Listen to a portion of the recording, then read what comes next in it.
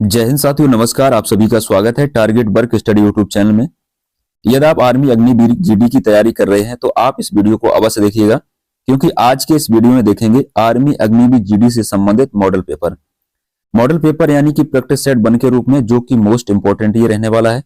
देखिएगा, army Agniveer GD का जो पेपर बन के आता है उसमें भाग 1 में किस तरीके के क्वेश्चन रहते हैं और किस सब्जेक्ट से रहते हैं। तो ये रहते हैं सामान्य ज्ञान से, और भाग 2 में क्या क्वेश्चन पूछे जाएंगे, सामान्य विज्ञान, और भाग 3 में गणित के प्रश्न रहेंगे, और भाग 4 में तर्क शक्ति यानी कि रीजनिंग के प्रश्न रहेंगे। कुल क्वेश्चन कितने होंगे, 50 प्रश्न होंगे, और ये 50 प्रश्न 1 घंटा में आपको सॉल्व करने होंगे। ठीक है, कितने, 1 घंटा में सॉल्व करने होंगे। तो आज के वीडियो को पूरा देखिएगा और अपना स्कोर अवश्य बताइएगा, बहुत ही मोस्ट इंपोर्टेंट ये क्वेश्चन भी है। देखिएगा, द्वितीय विश्व युद्ध कब खत्म हुआ था? द्वितीय विश्व युद्ध कब खत्म हुआ था? तो इसका राइट आंसर बनेगा ऑप्शन नंबर सी, 1945 में द्वितीय विश्व युद्ध खत्म हो गया था। द्वितीय विश्व युद्ध शुरू कब हुआ था? तो ये हुआ था प्रारंभ, आपको ध्यान रखना है, 1939 में द्वितीय विश्व युद्ध शुरू होता है। इसके बाद अगर हम बात करें 1914 में क्या हुआ था? 1914 में प्रथम विश्व युद्ध हुआ था। क्या हुआ था? प्रथम विश्व युद्ध शुरू होता है, और ये खत्म कब होता है यानी कि समाप्त होता है, ध्यान रखना, प्रथम विश्व युद्ध समाप्त होता है 1918 में। तो एक बार बहुत ध्यान से सुनिएगा, द्वितीय विश्व युद्ध कब खत्म हुआ? 1945 में, और शुरू हुआ था 1939 में। प्रथम विश्व युद्ध शुरू कब हुआ? 1914 में, और समाप्त हुआ 1918 में। नेक्स्ट क्वेश्चन देखते हैं। नेक्स्ट क्वेश्चन है, पानीपत की दूसरी लड़ाई किन किन के बीच हुई थी? जो पानीपत की दूसरी लड़ाई हुई थी, किन किन के बीच हुई थी? सही आंसर रहेगा ऑप्शन नंबर ए रहेगा, हेमू और अकबर के बीच में हुई थी। इसमें क्या हुआ था? अकबर की विजय हुई थी, ध्यान रखना, अकबर की विजय हुई थी। और पानीपत की ये दूसरी लड़ाई जो हेमू और अकबर के बीच में हुई थी, ये हुई थी 1500, ध्यान रखना, 56 में। ठीक है। पानीपत की तीसरी लड़ाई किसके बीच हुई थी? अहमद शाह अब्दाली और मराठों के बीच में हुई थी। इसमें क्या हुआ था? अहमद शाह अब्दाली की विजय हुई थी और मराठों की हार हुई थी। पानीपत का जो तीसरा युद्ध हुआ था, ये 1761 में हुआ था। पानीपत के 3 युद्ध हुए थे, जिसमें प्रथम युद्ध हुआ था बाबर और इब्राहिम लोदी के बीच में हुआ था। तो बाबर और इब्राहिम लोदी के बीच में जो प्रथम युद्ध होता है, ये 21 अप्रैल 1526 में होता है। क्लियर, आपको याद रखना है, जिसमें बाबर की विजय होती है और इब्राहिम लोदी की क्या, हार हो जाती है। उम्मीद है आपको ये समझ में आ गया होगा। इस क्वेश्चन का राइट आंसर क्या देंगे? ऑप्शन नंबर ए, हेमू और अकबर के बीच में। नेक्स्ट क्वेश्चन देखते हैं। लगातार 2 ओलंपिक में किस महिला खिलाड़ी ने पदक जीते हैं? तो इनमें से सही आंसर क्या होगा?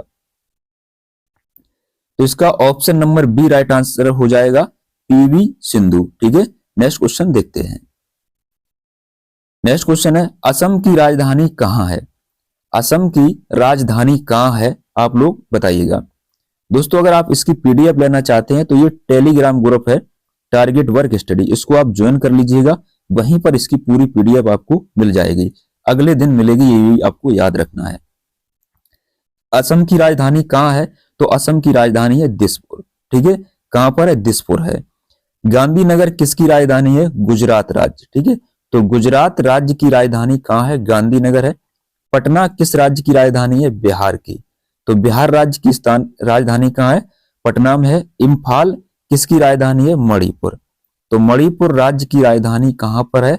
तो ये ध्यान रखना है, इम्फाल में है। और बिहार राज्य की पटना, गुजरात की गांधीनगर, और असम की दिसपुर। ठीक है, option number C right answer हो जाएगा।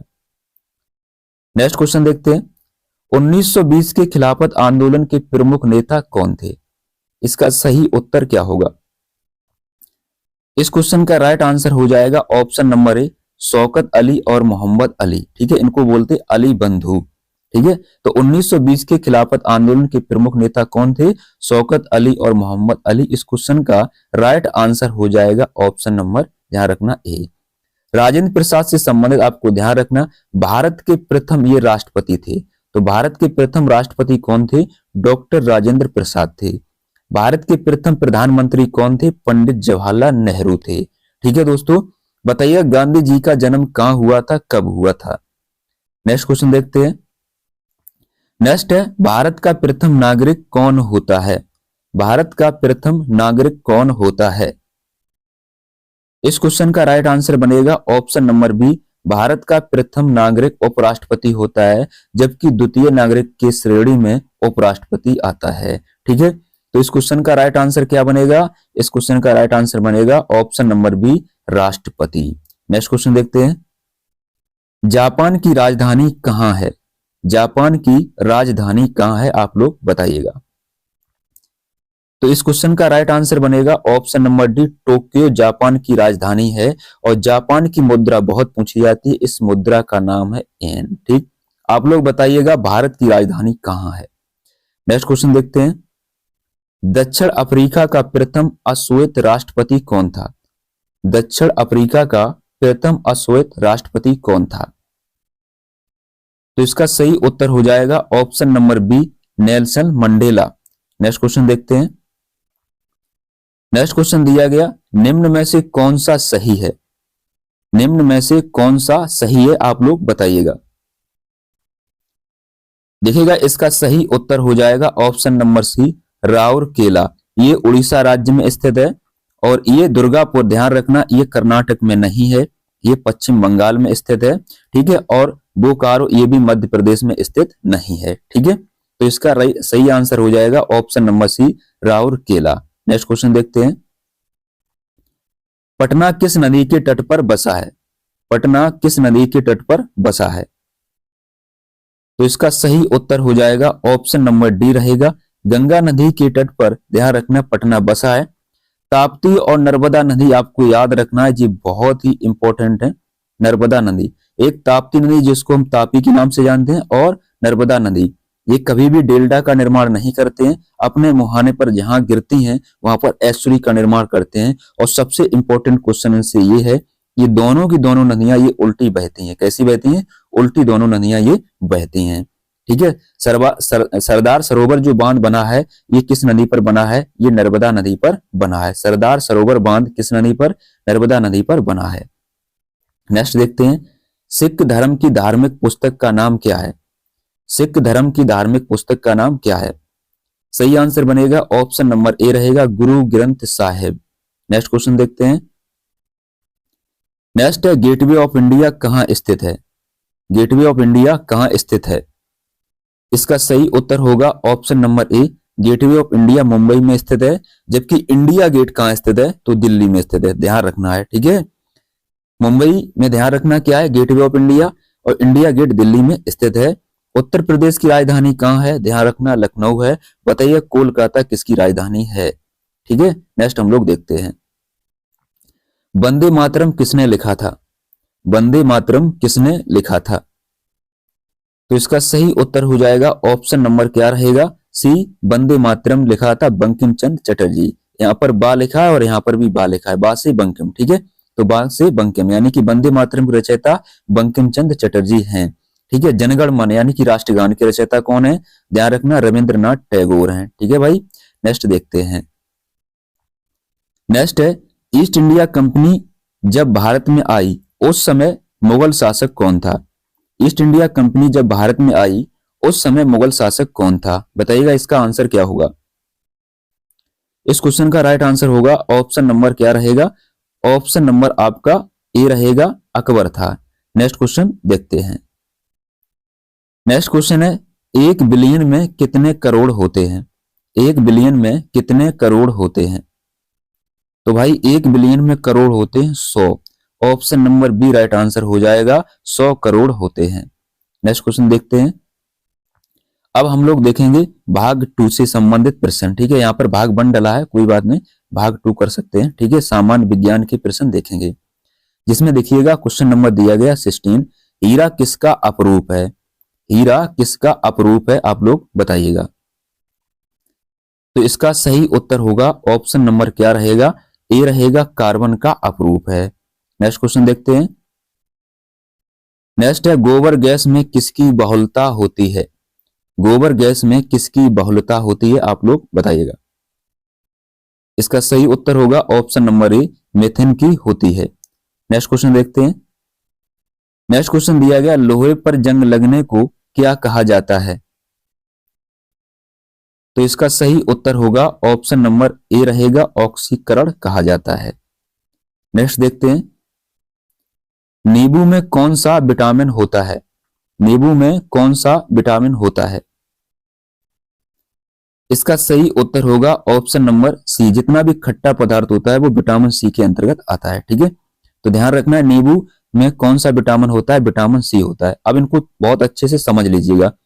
विटामिन ए की कमी से कौन सा रोग होता है? रतौंधी रोग। क्या होता है? रतौंधी रोग होता है। ठीक है भाई, विटामिन ध्यान रखना बी1, अगर हम कहें विटामिन बी1 तो विटामिन बी की कमी से क्या होता है? बेरी बेरी रोग होता है। कौन सा होता है? बेरी बेरी रोग होता है। विटामिन सी की कमी से कौन होता है? स्कर्वी रोग होता है। कौन सा होता है? स्कर्वी रोग होता है। विटामिन डी की कमी से रेक्टस की बीमारी हो जाती है। ठीक है, रेक्टस। ठीक है, ये भी आपको याद करना है और नोट करके लिख लेना है। ठीक है, नेक्स्ट देखते हैं, किस ग्रह को लाल ग्रह के नाम से जाना जाता है? किस ग्रह को लाल ग्रह के नाम से जाना जाता है?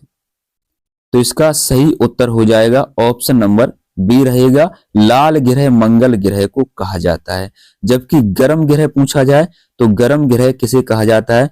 तो गर्म ग्रह शुक्र को कहा जाता है। शुक्र ग्रह को ध्यान रखना है, क्या कहा जाता है? शुक्र ग्रह को भोर का तारा कहा जाता है। किसका कहा जाता है? भोर का तारा कहा जाता है।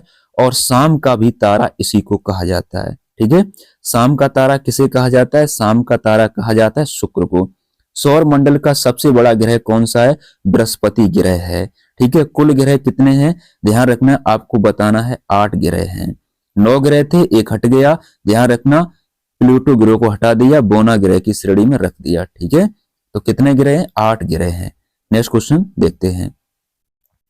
नेक्स्ट है, टन का प्रयोग किसमें किया जाता है? टन का प्रयोग किसमें किया जाता है? तो टन का प्रयोग ध्यान रखना वजन नापने के किया जाता है। ठीक है, क्या होता है? वजन नापने में किया जाता है। नेक्स्ट हम लोग देखते हैं। नेक्स्ट है, पेड़ पत्तियों से मिलने वाली औषधि क्या है?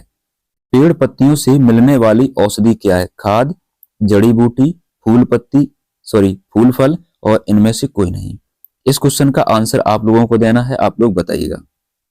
नेक्स्ट देखते हैं, पेंसिल में किस पदार्थ का प्रयोग होता है? पेंसिल में किस पदार्थ का प्रयोग होता है?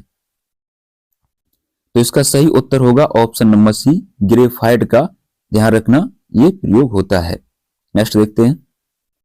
नेक्स्ट है, कार्बन मोनोऑक्साइड का रासायनिक सूत्र क्या है? जल्दी से बताइएगा। तो इसका सही उत्तर होगा option number B, CO। CO ध्यान रखना कार्बन मोनोऑक्साइड का रासायनिक सूत्र होता है। नेक्स्ट देखते हैं। नेक्स्ट क्वेश्चन दिया गया, पेंसिलिन की खोज किसने की थी? पेंसिलिन की खोज किसने की थी? सही उत्तर हो जाएगा option number A, Alexander Fleming ने पेंसिलिन की खोज की थी। नेक्स्ट देखते हैं। नेक्स्ट है, डायनामाइट। डायनामाइट की खोज किसने की थी? इसका सही उत्तर होगा ऑप्शन नंबर क्या रहेगा? ऑप्शन नंबर ए रहेगा, अल्फ्रेड नोबल ने डायनामाइट की खोज की थी। नेक्स्ट देखते हैं। नेक्स्ट क्वेश्चन है, परमाणु के नाभिक में क्या होता है? परमाणु के नाभिक में क्या होता है?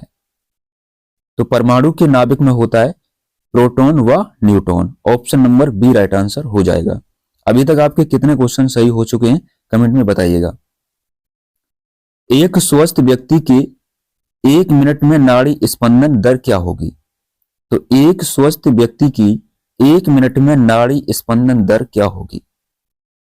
इसका सही उत्तर होगा ऑप्शन नंबर सी, 72 से 80। ठीक है, अगर आपसे ये पूछ लिया जाए कि एक स्वस्थ व्यक्ति के 1 मिनट में कितनी बार धड़कन जो है वो धड़कती है, यानी कि हृदय धड़कता है, तो इसका सही उत्तर हो जाएगा ऑप्शन नंबर यानी कि 72 बार। तो 1 मिनट में कितनी बार धड़कता है? 72 बार। और दोनों को मिलाकर दिया तो 72 से 80 बार। ये भी ऑप्शन हम लोग सही करेंगे। ठीक है, नेक्स्ट देखते हैं।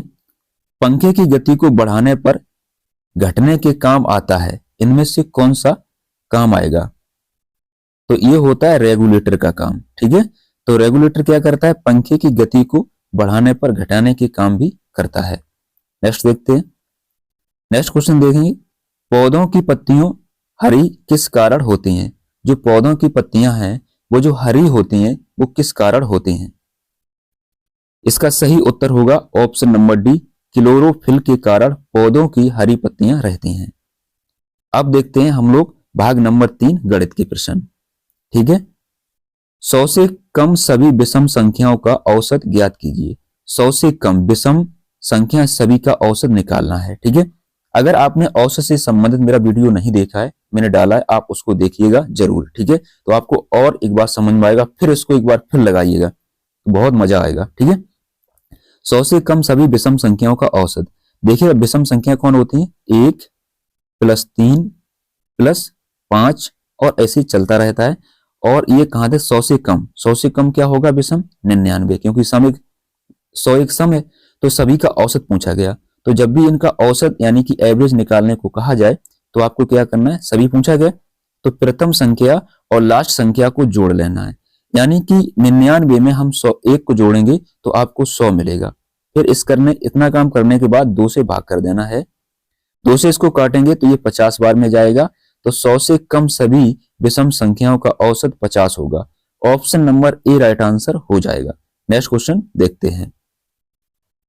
नेक्स्ट क्वेश्चन आपका दिया गया, यदि किसी वृत्त की त्रिज्या 7 सेंटीमीटर है तो उसका क्षेत्रफल वर्ग सेंटीमीटर में क्या होगा। ये आर्मी जीडी के लिए बहुत ही इंपॉर्टेंट क्वेश्चन है। इसका क्षेत्रफल पूछा जाता है, आप रट लीजिएगा, सीधा नहीं आता है तो आप मैं समझा रहा हूं, ठीक है, अच्छे से समझ लीजिएगा। वृत्त की त्रिज्या 7 सेंटीमीटर है। ध्यान रखना, आर उसकी त्रिज्या मैंने मान ली तो ये 7 सेंटीमीटर दिया गया। और वृत्त का क्षेत्रफल होता है, आपको मैं शॉर्ट तरीका बताता हूं। ठीक है, वृत्त का क्षेत्रफल होता है 22/7। ठीक है, और त्रिज्या को 2 बार कर देना गुणा। ठीक है, 22/7 करके जो त्रिज्या दी जाए उसका 2 बार गुणा कर देना। जैसे 7 है तो 7 को 2 बार लिख दिया।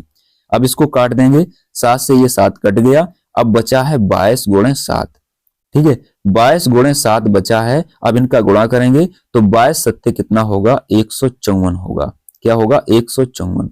Option number D right answer इस क्वेश्चन का हो जाएगा। आप इसको रट लीजिएगा। अगर वृत्त की त्रिज्या 7 सेंटीमीटर है तो उसका क्षेत्रफल 154 वर्ग सेंटीमीटर होगा। नेक्स्ट देखते हैं, किसी आयत की लंबाई और चौड़ाई क्रमशः 15 मीटर और 13 मीटर है तो उसका क्षेत्रफल वर्ग मीटर में ज्ञात कीजिए। आयत का क्षेत्रफल जब भी आपसे पूछा जाए तो आपको एक बात याद रखना है, मैं शॉर्ट आपको बता दे रहा हूं। आयत की लंबाई और चौड़ाई का मान कितना, 15 और 13 है। क्षेत्रफल पूछा गया तो क्षेत्रफल क्या करेंगे हम, 15 और गुणे 13 यानी कि दोनों भुजाओं का गुणा कर दो, बस वही क्षेत्रफल होगा। तो 13 पंचे 65 होता है, हासिल लगी 6। ठीक है, और 13 एकम 13 और 13 में 6 जोड़ोगे तो 13 और 6 कितना होता है, 19 होता है। ठीक है, तो आयत का क्षेत्रफल इस हिसाब से बनेगा। Option number B 195। ठीक है, यही क्वेश्चन का राइट आंसर हो जाएगा। नेक्स्ट देखते हैं, एक वर्ग जिसकी भुजा 15 मीटर है तो उसका क्षेत्रफल वर्ग मीटर में क्या होगा। ठीक है, वर्ग मीटर में क्या होगा ये आपसे पूछा गया। देखिएगा वर्ग का जो क्षेत्रफल होता है भुजा का वर्ग होता है। ठीक है, जब भी वर्ग का क्षेत्रफल पूछा जाए मैं सीधा आपको बताता हूं। ठीक है, तो वर्ग का क्षेत्रफल पूछा जाए तो क्या करना, जो भुजा दी गई है इस भुजा को क्या करना है, इसका स्क्वायर बना देना ऐसे। अब स्क्वायर करने के बाद आपको क्या करना है, इसका 2 बार लिख देना है, 15 × 15। अब 15 का गुणा 15 में करोगे तो आपको 225 मिलेगा। गुणा तो आप कर ही सकते हो। ठीक है, ऑप्शन नंबर क्या होगा, ऑप्शन नंबर बी होगा 225। ठीक है, नेक्स्ट देखते हैं। नेक्स्ट क्वेश्चन दिया गया, ए किसी काम को 10 दिन में कर सकता है, बी उसी काम को 40 दिन में कर सकता है। दोनों मिलकर उसी काम को कितने दिन में करेंगे।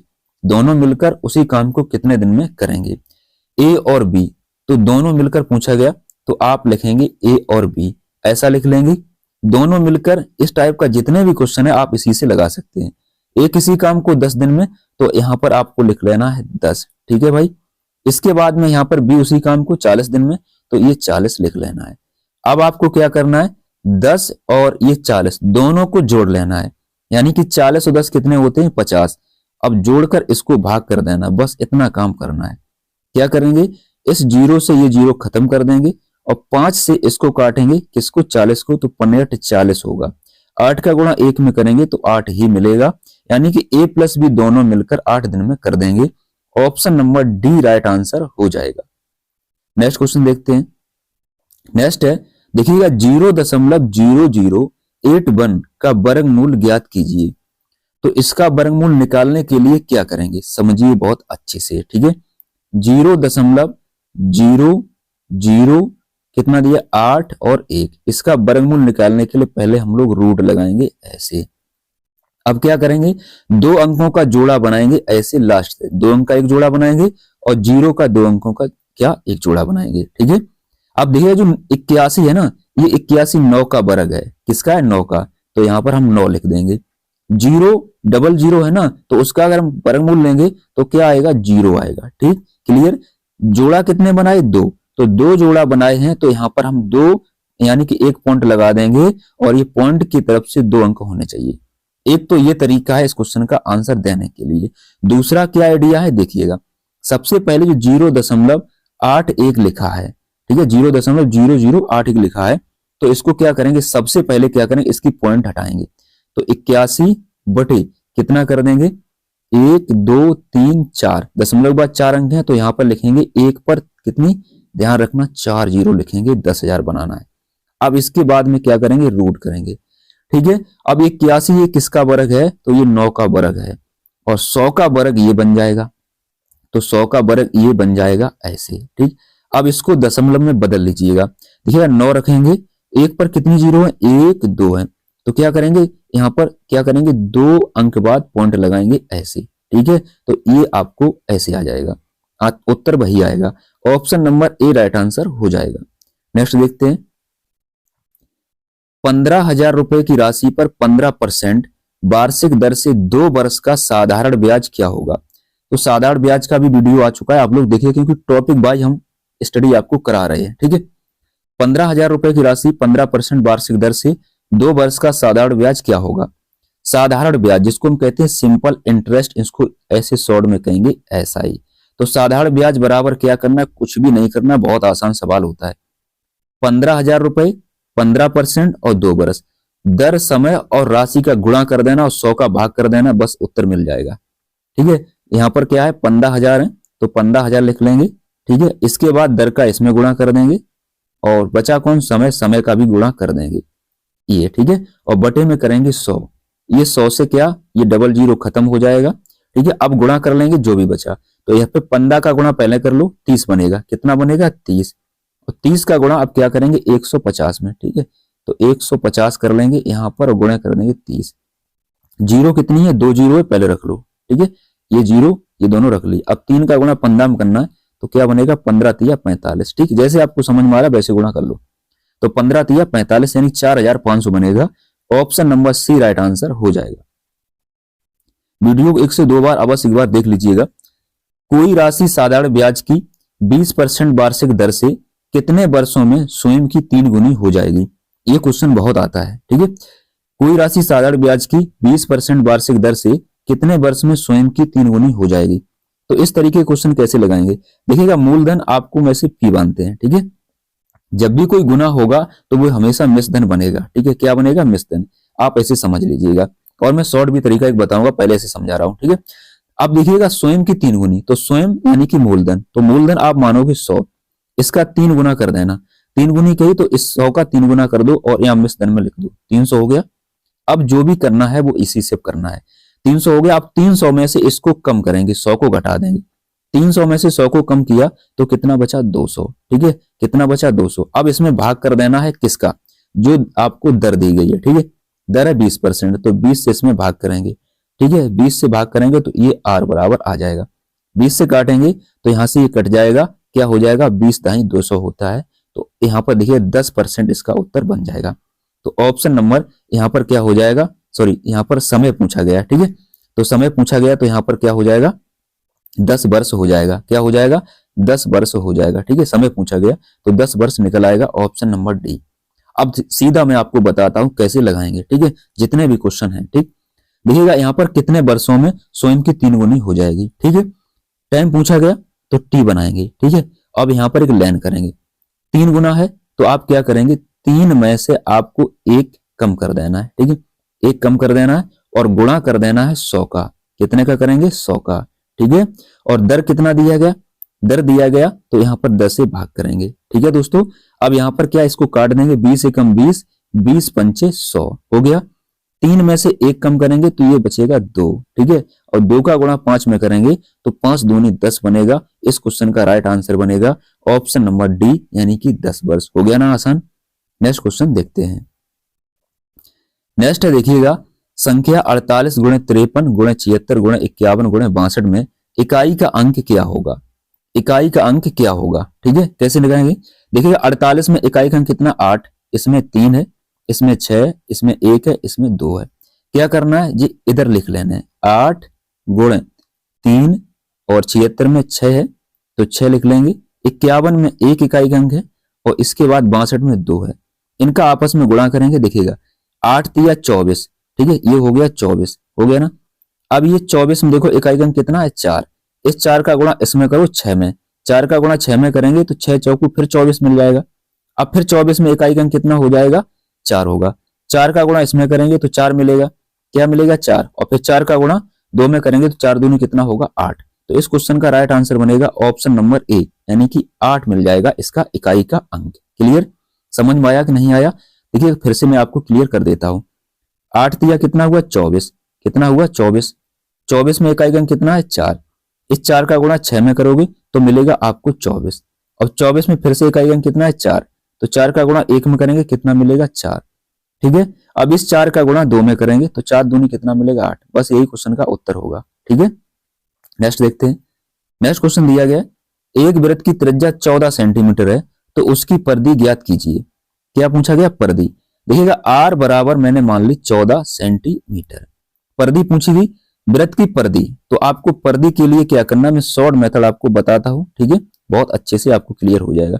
जब भी वृत्त की परिधि पूछी जाए और त्रिज्या आपको दी जाए तो ध्यान रखना आपको ये काम कर देना है 44/7 और जो त्रिज्या दी जाए उसका गुणा कर देना है। ठीक है, यहाँ पर 14 दिया गया तो 14 से आपको गुणा कर देना है। ठीक, 14 से अगर आप गुणा करोगे तो यहाँ पर कितनी बार कट जाएगा, 7 दूनी 14। ठीक, 2 आ गया। अब 2 का गुणा 44 में करोगे तो सब लोग कर लेंगे, 44 दूनी 88 होता है। तो बस यही करना था। ऑप्शन आपका क्या बन जाएगा, ए 88। ठीक है, नेक्स्ट क्वेश्चन देखते हैं। नेक्स्ट है, दो संख्याओं का अनुपात 5:7 है, यदि उनका योग 96 है तो छोटी संख्या ज्ञात कीजिए। क्या करना है, छोटी संख्या को ज्ञात करना है। देखिएगा यहाँ पर 5:7 है और इनका योग कितना दिया 96। अब क्या करना, देखिएगा जो छोटी संख्या पूछी गई, जो पूछी गई उसी को लिखना है पहले। छोटी संख्या पूछी गई, ये तो छोटी लिख लेंगे और बराबर में। ठीक है, क्या करेंगे, इनका योग दिया गया, योग दिया गया तो यहाँ पर हम लिखेंगे योग, कर लिया। तो इनका योग दिया जाए तो योग करेंगे, अंतर दिया जाए तो अंतर। ठीक है, जब योग दिया जाए तो इन संख्याओं को योग कर लेंगे। ठीक है, तो योग 5 में 7 जोड़ोगे तो 12 होगा, 12 हो गया। अब छोटी संख्या पूछी गई, बताइए 5 और 7 में कौन छोटी है, 5 है छोटी, तो बस 5 से गुणा कर दो। ठीक, ऐसा करना था। 12 से काटो, 12 8 96। ठीक है, और यहाँ पर गुणा कर देंगे 5 40। ठीक है, तो ये आ जाएगी छोटी संख्या कितनी होगी 40। ठीक है, कितनी हो जाएगी 40 हो जाएगी। Option number D right answer हो जाएगा। क्या हो जाएगा, ऑप्शन नंबर डी यानी कि 40। नेक्स्ट देखते हैं, यह दो संख्याओं का लघुत्तम समावर्तक यानी कि एलसीएम 60 है और महत्तम समावर्तक जिसको एचसीएफ कहते हैं कितना दिया गया, अच्छा नहीं दिया गया यहाँ पर दोस्त। ठीक है, एक संख्या कितनी है 12 है तो दूसरी संख्या क्या होगी। ठीक है, यहाँ पर क्या गड़बड़ हो गया थोड़ा। ठीक है, कोई बात नहीं, मैं सही करने की कोशिश करता हूँ। यहाँ पे लघुत्तम समावर्तक मान लो 60 है और महत्तम समावर्तक कितना मान लें, महत्तम समावर्तक जैसे मैंने लिख दिया यहाँ पर, चलो मैंने 30 लिख दिया। ठीक है, कितना लिख दिया 30। ठीक है, महत्तम समावर्तक जैसे 30 है, टाइपिंग में गलती होगी। तो दूसरी संख्या क्या होगी, देखिए दूसरी संख्या पूछेगी, जब भी दूसरी संख्या पूछी जाए, ठीक है, दुनियादारी की बातें याद नहीं रखना है, बस इतना याद रखना है। दूसरी संख्या पूछी जाए तो एलसीएम गुणा एचसीएफ कर देना है। तो एलसीएम कितना है 60। ठीक है, और एचसीएफ हमने कितना मान लिया 30 मान लिया, तो 30 रख दिया। ठीक है दोस्त, अब एक संख्या कितनी दी गई 12, बस एक संख्या से भाग कर दो। क्या बना कॉन्सेप्ट, दूसरी संख्या बराबर लासा गुणे मासा बटे पहली संख्या। इसको काट दो, 12 पंचे कितना होगा, 12 पंचे 60 होगा। अब इसको मैंने काट दिया तो कितना हो जाएगा, यानी कि 5 तिया 15 150। ठीक है, तो 150 इसका या दूसरी संख्या बन जाएगी। तो ये ऑप्शन क्या हो जाएंगे, यानी कि ऐसे हम लोग कर सकते हैं 150। ठीक है, तो ऑप्शन नंबर क्या बी इसका राइट आंसर बन जाएगा, क्योंकि जब भी यहाँ पर रखी ना थोड़ी त्रुटि होगी तो ऑप्शन भी बदल जाएंगे। तो यहाँ पर क्या इस तरीके से क्वेश्चन आ जाएगा। ठीक है, नेक्स्ट देखते हैं। दो संख्याओं का मासा तथा लासा क्रमशः 15 और 300 है।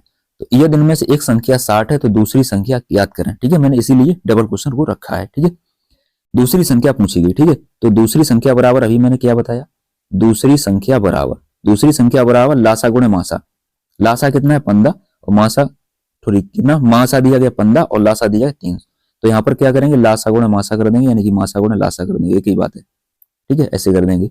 और एक संख्या दी गई उससे भाग कर देंगे, काट दो इसको। ये 0 से 0 इसको काटो, 6 से इसको काटोगे 30 को, तो 6 पंचे 30, 5 बार जाएगा। 5 का गुणा 15 में करोगे तो 15 अपना 75 बनेगा। तो इस तरीके से दूसरी संख्या निकल आएगी। Option number B right answer हो जाएगा। नेक्स्ट देखते हैं। यदि किसी घन की प्रत्येक भुजा 5 सेंटीमीटर है तो उसका आयतन ज्ञात कीजिए। उसका आयतन ज्ञात करिए घन की। देखिएगा घन का आयतन क्या होता है, ध्यान रखना है। अगर घन की प्रत्येक भुजा में ए मान लो, ठीक है, तो इसका जो आयतन होगा, घन का जो आयतन होगा उसका भुजा का क्यू होता है। ठीक है, नहीं समझ में आ रहा तो एक बात याद रखना कि घन की प्रत्येक भुजा 5 सेंटीमीटर, जितनी भुजा दी जाए उसका क्यू कर देना, बस वही क्या होता है, आयतन होता है।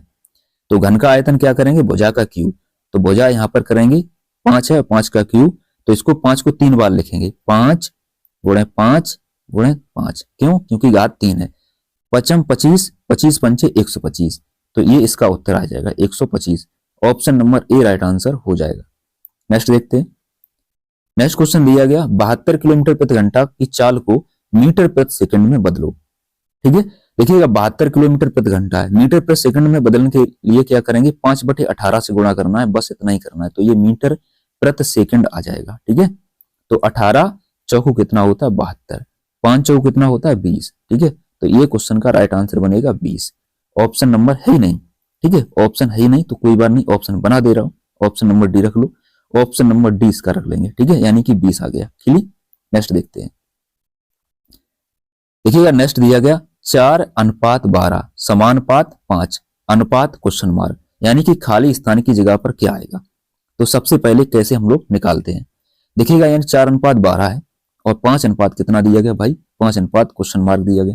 तो क्या करेंगे, देखिए 4 तिया, अगर हम यहाँ पर क्या करेंगे 4 तिया 12 कर देंगे। अगर मैं इसका 3 का गुणा करता हूं 3 का, तो ये 12 बन जाएगा। तो इस हिसाब से अगर 5 का गुणा 3 करें, ठीक है, तो 15 मिलेगा। ठीक है, क्या मिलेगा 15, जो कि ऑप्शन में है ही नहीं, मतलब ये गलत है नियम। क्या करेंगे, देखिएगा जो 4 है ना 4, ठीक है, इसका क्या करेंगे 4 का पहले वर्ग करेंगे। क्या करेंगे, वर्ग करेंगे, और वर्ग करेंगे तो कितना मिलेगा 16। ठीक है, क्या मिला 16, जितने का वर्ग किया उतने ही इसमें माइनस कर दो, माइनस किया तो आपको कितना मिला 12 मिल गया। अब बात समझ में आई थोड़ी। तो यानी कि 4 का वर्ग किया गया और वर्ग करने के बाद जो संख्या आई उसमें 4 ही घटा दिया गया। अब इसमें क्या करेंगे, 5 है ना, तो 5 का वर्ग करेंगे। ठीक है भाई, 5 का वर्ग करेंगे तो 5 का वर्ग कितना मिलेगा 25 मिलेगा, और 25 में कितना घटाना, 5 ही को घटाना है। तो 5 घटाएंगे कितना मिलेगा 20 मिलेगा। अब ये रीजनिंग शुरू हो गई। ठीक है, तो option number B right answer हो जाएगा। क्लियर दोस्तों, नेक्स्ट हम लोग देखते हैं। ये दिया गया देखिएगा लुप्त पद, यहाँ पर क्या 42, 39 और 81, 22, 36 और 58 है, 17, 43 क्वेश्चन मार्क, ये कैसे आएगा। इसको देखिए क्या करेंगे, जो 42 आपका दिया गया 42 और 39 इनको जोड़ेंगे, 42 और 39 इनको अगर आप जोड़ोगे तो आप पाओगे 81। क्या पाओगे 81। ठीक है, इनका योग किया गया, वैसे ही इनका योग कर लो। अगर मैं 36 को 22 में जोड़ूंगा तो 6 और 2 कितना होता 8। ठीक है, 3 2 कितना होता 5, तो 58 बन गया। तो इनका क्या करेंगे, योग करेंगे। योग करेंगे कितना, देखो 3 को अगर मैं 7 से जोड़ूं तो आपको कितना पाएंगे 0 पाएंगे। ठीक है, अब 4 को 1 में जोड़ेंगे तो 5 और हासिल 1 6। ठीक है, तो 60 आ जाएगा। तो इस क्वेश्चन का राइट आंसर बनेगा ऑप्शन नंबर सी करेक्ट हो जाएगा। ठीक है, नेक्स्ट देखते हैं। नेक्स्ट है 18:30:36 क्वेश्चन मार्क। तो इसको बताइएगा क्या होगा, इसका सही उत्तर बताइए क्या होगा। देखिएगा यहां पर क्या करेंगे, 18 को 30 बनाने के लिए क्या करेंगे, 18 को 30 बनाने के लिए इसमें हम क्या करेंगे, 18 में 3 का गुणा करेंगे, सॉरी 18 में 2 का गुणा करेंगे। ठीक है, कितने करेंगे 2 का, तो 18 दूनी कितना बना 36। ठीक, अब 36 में क्या करेंगे 6 माइनस करेंगे तो आपको मिलेगा 30। ठीक है, तो 18 से कैसे बनाया 30, पहले गुणा किया 2 का, तो ये आपका 36 और 36 में से 6 कम कर दिया। वैसे ही 36 में कितने का गुणा करेंगे, 2 का ही गुणा करेंगे, नियम तो सेम होना चाहिए।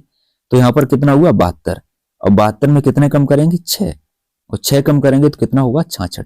ठीक है, तो इस क्वेश्चन का राइट आंसर बनेगा option number B. Clear. Next देखते हैं। नेक्स्ट है यदि 16 गुणे 85 बराबर 86 51 है तो 73 गुणे 42 का मान क्या होगा। सबसे पहले आपको समझना पड़ेगा कि ये 86 आखिर में कैसे बने। ठीक है, तो गुणा नहीं करना है। देखिए मैं इधर लिखने दे रहा हूं ऐसे, पहले मैं समझाता हूं 86 गुणे 85 इसको कैसे बनाएंगे। देखिए सबसे पहले क्या करेंगे, ये जो 8 है, ये जो 8 है, ये 8 पहले स्थान पर लिखे गए। ठीक है, 8 पहले स्थान पर लिखे गए, फिर यानी कि 8 पहले स्थान पर लिख दिए गए, और इसके बाद में जो 1 है ये लास्ट वाले स्थान पर लाया गया ऐसे। ठीक है, अब यहां पर क्या हुआ देखिएगा बहुत ध्यान से, ये जो 5 है, 5 आ गया तीसरे स्थान पर और 6 आ गया दूसरे स्थान पर, तो ये मिलाकर लिख दिया 86 51। नहीं समझ में आया, समझो पहले। ठीक है, जो 8 है पहली वाली संख्या को लास्ट में रख दिया गया। ठीक है, और दूसरी वाली संख्या को दूसरे स्थान पर रखा गया, और यहाँ पर जो 8 है 8 को तीसरे वाले पे पहले बना दिया। ठीक है, और लास्ट वाली को दूसरा यानी कि तीसरा बना दिया। ठीक, ऐसे ही आप करो। ठीक है, यहाँ पर क्या करेंगे, संख्या को ध्यान से देखिएगा। जो पहली वाली संख्या है 7, तो ये 7 कहां पहुंचेगी, 7 पहुंचेगी लास्ट में। ठीक है, अब यहां पर देखिएगा 7 लास्ट में पहुंच गया। अब ये जो 2 हैं, 2 कहां लगेंगे, 2 यहां पर लगेंगे ऐसे। ठीक है, इसके बाद में हम लोग क्या करेंगे, जो 3 है ना, यानी कि जो 2 यानी कि 3 है, 3 को दूसरे स्थान पर रखना है। ठीक है, और 4 को पहले स्थान पर लिखना है, यानी कि 43 27 आ जाएगा। Option number C right answer हो जाएगा। समझोगे तो आप समझ जाओगे। देखिएगा क्या दिया गया, 3 5 6 11 9 17 और 12 क्वेश्चन मार्क। तो यहाँ पर क्वेश्चन मार्क के स्थान पर क्या आएगा ये आप लोगों को बताना है। तो इस क्वेश्चन का राइट आंसर क्या होगा आप लोग बताइएगा। बाद बाकी आपको ये वीडियो कैसी लगी आप लोग अवश्य बताइएगा। इसकी पीडीएफ लेने के लिए ये टेलीग्राम ग्रुप दिया गया टारगेट वर्क स्टडी, इसको ज्वाइन कर लीजिएगा। वहीं आपको इसकी पीडीएफ मिल जाएगी अगले दिन। ठीक है, और टॉपिक बाय टॉपिक मैथ की स्टडी चल रही है, फ्री में आपकी चल रही क्लास, आराम से देख सकते हैं। Thank you.